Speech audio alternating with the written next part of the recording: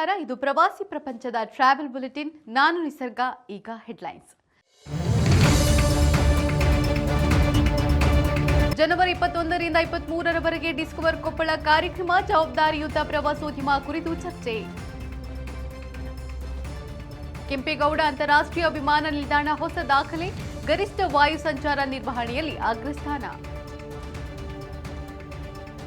ಎಸ್ಒಟಿಸಿ holiday Bazaar ಎಕ್ಸಿಬಿಷನ್ಗೆ ಚಾಲನೆ, tour offer ಲಿಸ್ಟ್ಗೆ ಪ್ರವಾಸಿಗರು Dil Khush.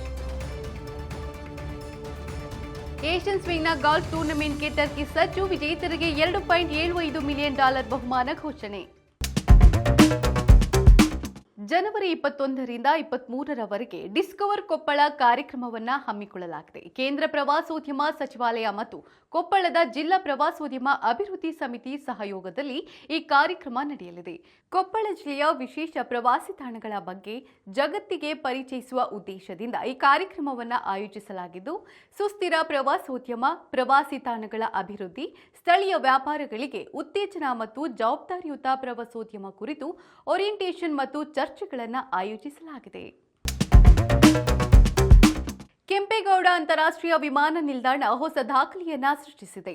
November 23ರಂದು ಒಂದೇ ದಿನದಲ್ಲಿ 1 ಲಕ್ಷಕ್ಕೂ ಅಧಿಕ ಪ್ರಯಾಣಿಕರು ಕೆಂಪೇಗೌಡ ವಿಮಾನ ನಿಲ್ದಾಣದಿಂದ ಪ್ರಯಾಣಿಸುವ ಮೂಲಕ ಹೊಸ ಮೈಲಿಗಲ್ಲನ್ನು ನಿರ್ಮಿಸಿದೆ. ಇದಲ್ಲದೆ ಕಳೆದ ಒಂದೇ ವರ್ಷದಲ್ಲಿ 4 ಕೋಟಿಗೂ ಅಧಿಕ ಪ್ರಯಾಣಿಕರು ಕೆಂಪೇಗೌಡ ವಿಮಾನ ನಿಲ್ದಾಣದಿಂದ ಪ್ರಯಾಣಿಸಿದ್ದಾರೆ ಎಂದು ಏರ್ಪೋರ್ಟ್ ಅಥಾರಿಟಿ ತಿಳಿಸಿದೆ.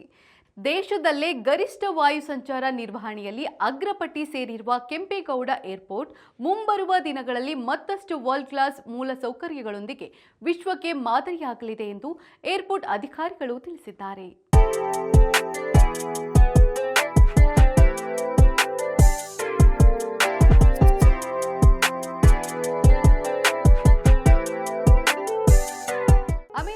ಕೊಲೊರಾಡೋ ನದಿಗೆ ಅಡ್ಡಲಾಗಿ ಕಟ್ಟಲಾಗಿರುವ ಈ ಬೃಹತ್ ಡ್ಯಾಂ ಆಧುನಿಕ ಜಗತ್ತಿನ ಇಂಜಿನಿಯರಿಂಗ್ ಅದ್ಭುತಗಳಲ್ಲಿ ಒಂದಾಗಿದೆ.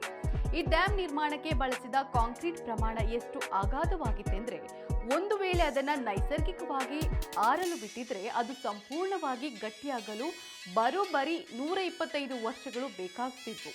ಇದನ್ನು ತ್ವರಿತವಾಗಿ ಆರಿಸಲು ಇಂಜಿನಿಯರ್ಗಳು ಕಾಂಕ್ರೀಟ್ ಬ್ಲಾಕ್ಗಳ ನಡುವೆ ಒಟ್ಟು 936 ಕಿಲೋಮೀಟರ್ ಉದ್ದದ ಪೈಪ್ಗಳನ್ನು ಅಳವಡಿಸಿ ಅದರಲ್ಲಿ ತಣ್ಣಗಿನ ಐಸ್ ನೀರನ್ನು ಹಾಯಿಸಿದರು. ಇದರಿಂದ ಕಾಂಕ್ರೀಟ್ ಬೇಗನೆ ಸೆಟ್ ಆಯಿತು. ಈ ಡ್ಯಾಂ ನೆವಾಡಾ ಮತ್ತು ಅರಿಜೋನಾ ರಾಜ್ಯಗಳ ಗಡಿಯಲ್ಲಿದೆ. ವಿಚಿತ್ರವೆಂದರೆ, ಈ 2 ರಾಜ್ಯಗಳು ಬೇರೆ ಬೇರೆ ಸಮಯ ವಲಯಗಳನ್ನು ಹೊಂದಿವೆ. ಈ ಡ್ಯಾಂ ಹೆಸರೇನು? Sindh oriental travel company holiday bazaar travel ಎಕ್ಸಿಬಿಷನ್ಗೆ ಚಾಲನೆ ನೀಡಿದೆ. ದೇಶದ ಪ್ರತಿಷ್ಠಿತ ಟ್ರಾವೆಲ್ ಮತ್ತು ಟೂರಿಸಂ ಕಂಪನಿಯಾಗಿರುವ ಎಸ್ಒಟಿಸಿ ಮುಂಬರುವ ಸಮ್ಮರ್ ವೆಕೇಷನ್ ದೃಷ್ಟಿಯಿಂದ ಈ ಕಾರ್ಯಕ್ರಮವನ್ನು ಹಮ್ಮಿಕೊಂಡಿದೆ. ದೇಶದ ಪ್ರಮುಖ ನಗರಗಳಲ್ಲಿ ಈ ಟ್ರಾವೆಲ್ ಎಕ್ಸಿಬಿಷನ್ ಏಕಕಾಲದಲ್ಲೇ ನಡೆಯಲಿದೆ. ಪ್ರವಾಸಿಗರಿಗೆ ಟ್ರಾವೆಲ್ ಗೈಡ್, ಬುಕಿಂಗ್ ಸೌಲಭ್ಯ ಮತ್ತು ಅತ್ಯಾಕರ್ಷಕ ಆಫರ್ಗಳಿಗೆ holiday bazaar one stop solution ಆಗಿದೆ. ಒಂದೇ ಸೂರಿನಡಿ ಇಷ್ಟು ಸೌಲಭ್ಯಗಳನ್ನು ಒದಗಿಸುವುದರ ಜತೆಗೆ ಸಮ್ಮರ್ ಹಾಲಿಡೇಸ್ ಪ್ಯಾಕೇಜ್ಗಳಿಗೆ ಎಸ್ಒಟಿಸಿ ನೀಡುತ್ತಿರುವ ಸ್ಪೆಷಲ್ ಆಫರ್ಗಳಿಗೆ ಪ್ರವಾಸಿಗರು ದಿಲ್ ಖುಷ್ ಆಗಿದ್ದಾರೆ. ಟರ್ಕಿಯು ಪ್ರವಾಸೋದ್ಯಮ ಆಕರ್ಷಣೆಯನ್ನು ಹೆಚ್ಚಿಸಲು ಹೊಸ ಉಪಾಯವನ್ನು ರೂಪಿಸಿದೆ. ಡಿಪಿ ವರ್ಲ್ಡ್ ಟೂರ್ನ ಏಷ್ಯನ್ ಸ್ವಿಂಗ್ನ ಗಾಲ್ಫ್ ಟೂರ್ನಮೆಂಟ್ ಅನ್ನು ಈ ವರ್ಷದ ಏಪ್ರಿಲ್ ಅಂತ್ಯದಲ್ಲಿ ಹಮ್ಮಿಕೊಂಡಿದೆ. ಟರ್ಕಿಶ್ ಏರ್ಲೈನ್ಸ್ ಸಹಯೋಗದಲ್ಲಿ ಗಾಲ್ಫ್ ಟೂರಿಸಂಗೆ ಉತ್ತೇಜನ ನೀಡಲು ಟರ್ಕಿ ಸರ್ಕಾರ ನಿರ್ಧರಿಸಿದೆ. ಈ ಮೂಲಕ ಟರ್ಕಿ ಸರ್ಕಾರ ಪ್ರಪಂಚದ ಗಾಲ್ಫ್ ಪಟುಗಳನ್ನು ಒಳಗೊಂಡ ಪ್ರತಿಷ್ಠಿತ ಟೂರ್ನಮೆಂಟ್ ಆಯೋಜಿಸಿದಂತಾಗಿದೆ. ವಿಜೇತರಿಗೆ $2.75 ಮಿಲಿಯನ್ ಬಹುಮಾನ ಘೋಷಿಸಲಾಗಿದೆ. ಪ್ರಪಂಚದ ಅತ್ಯಂತ ಶ್ರೀಮಂತ ಕ್ರೀಡೆಯ ಟೂರ್ನಮೆಂಟ್ ಆಯೋಜಿಸುವ ಮೂಲಕ ಪ್ರವಾಸೋದ್ಯಮದ ವ್ಯಾಪ್ತಿ ಹೆಚ್ಚಳಕ್ಕೆ ಟರ್ಕಿ ಸರ್ಕಾರ ಮುಂದಾಗಿದೆ. ಈಗ ಕ್ವಿಜ್ ಟೈಮ್. ಇಂದಿನ ಪ್ರಶ್ನೆ: ರಿಷಬ್ ಶೆಟ್ಟಿ ಅಭಿನಯದ ಕಾಂತಾರ ಚಾಪ್ಟರ್ 1 ಚಿತ್ರದ ಚಿತ್ರೀಕರಣ ನಡೆದ ಯುವ ಮೆರಿಡಿಯನ್ ಯಾವ ಊರಿನಲ್ಲಿದೆ?